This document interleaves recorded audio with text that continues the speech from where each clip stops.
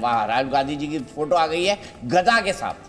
मैंने कहा ना, कांग्रेस परसेप्शन मैनेजमेंट सीख रहा है। गदाधारी गदा के साथ आ रही है, लेकिन गदा अपने ही पर मारते हुए आ रही है। देखिए अपने ही कनपट्टी पे गदा चला रहे हैं। ठीक है, वो रखा हुआ है, ऐसा नहीं, कंधे पे नहीं रखा हुआ, कनपट्टी पर गद्दा मार। प्रदीप जी, जैसे ये पुरानी तस्वीर है। देखिए, मैंने कहा था परसेप्शन मैनेजमेंट सीख रहे हैं, तो ये धीरे से पुरानी तस्वीर किसी ने निकाली है, समझदार आदमी ने।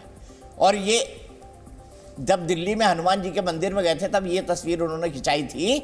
क्या बोलते हैं, अपना सीपी वाला का हनुमान जी मंदिर, जहां पे केजरीवाल भी जाते हैं, पुराना हनुमान मरघट वाले, माफ कीजिएगा, वहाँ हनुमान मंदिर सीपी वाले में केजरीवाल जाते हैं। ये मरघट वाला मंदिर है हनुमान जी का, जहां पर राहुल जी गए थे भारत निगम बोध घाट में। निगम बोध घाट। प्रदीप जी अपनी बात पूरी कीजिए।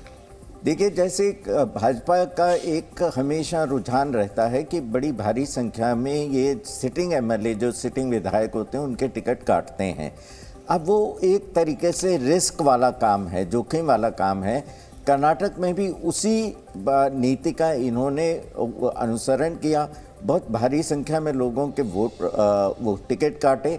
तो मुझे लगता है कि जो मार्जिनल सीट है वो कहीं ना कहीं भीतरघात की वजह से भी भाजपा को उसका नुकसान हो रहा होगा। ऐसा ही काम हिमाचल में भी किया गया था, तो पार्टी के जितने उम्मीदवार थे वो भीतरघात के शिकार हुए थे और इसीलिए हारी हिमाचल में। भीतरघात के चलते ही कांग्रेस हारी। और यहाँ मैं ये भी बताना चाहूंगा कि वहाँ 1% से भी कम का टोटल अंतर था। कुल 36,000 अधिक वोट लेकर के कांग्रेस पूरे हिमाचल राज्य में 40 सीट पर पहुंच गई और भाजपा 25 पर अटक गई।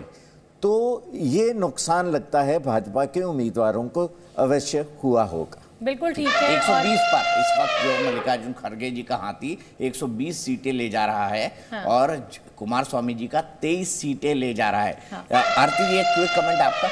देखिए, ये तो बिल्कुल साफ बात है कि बीजेपी को वापस ब्लैक बोर्ड पे जाना पड़ेगा और उनको इसका इंट्रोस्पेक्शन करना पड़ेगा कि जो पुअर परफॉर्मेंस है उसकी वजह क्या थी। जो ग्राउंड पे ये सिचुएशन, मैंने पहले भी कहा है कि लोगों की एक्सपेक्टेशन बहुत ज़्यादा थी बीजेपी गवर्नमेंट से। कर्नाटका में लोग कह रहे थे कि वो वोट करेंगे बीजेपी को, लेकिन बीजेपी से उम्मीदें ये थी कि वो जिस तरह का करप्शन का एक बहुत बड़ा चार्ज था, उसके बारे में उन्होंने कुछ नहीं किया।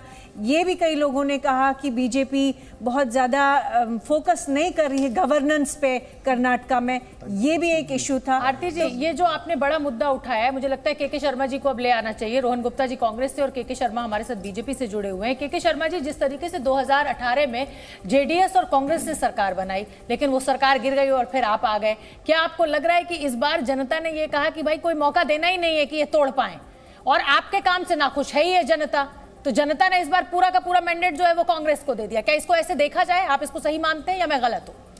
नहीं, अभी जब तक परिणाम पूरे नहीं आते तब तक इस बात पर पहुंचना और इस निष्कर्ष पर पहुंचना, मैं लगता है मुझे कि जल्दीबाजी हो, क्योंकि अभी भी बहुत सी सीटें ऐसी हैं वहां पर जिसके मार्जिन बहुत कम है और अभी कई चरण के चुनाव भी, यानी काउंटिंग भी बाकी है।